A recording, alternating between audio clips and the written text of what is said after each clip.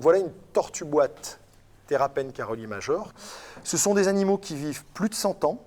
Venue des États-Unis, cette espèce protégée est pourtant présente en France.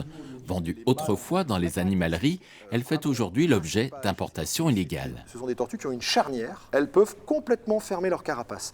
Ethan, 10 ans, ne perd pas une miette de ses explications. Et pour cause, lui et son papa ont pour projet d'adopter une tortue.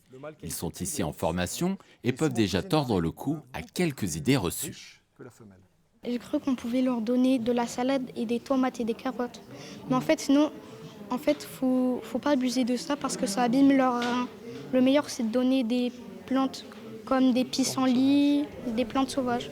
Régime alimentaire, soins vétérinaires. Avec ses formations, le Tortue Pôle partage avec les stagiaires son expérience.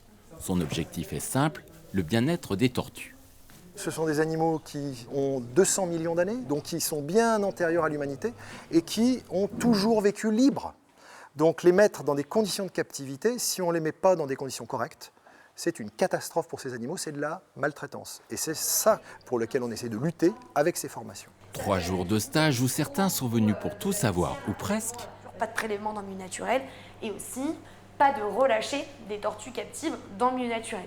D'autres pour se mettre en conformité avec la possession d'animaux protégés. J'ai eu donc mes tortues que j'ai adoptées et on a raté une ponte et elles nous ont fait 5 bébés. Donc du coup, pour me mettre à jour tout de suite et dans la réglementation, je fais mon certificat de capacité.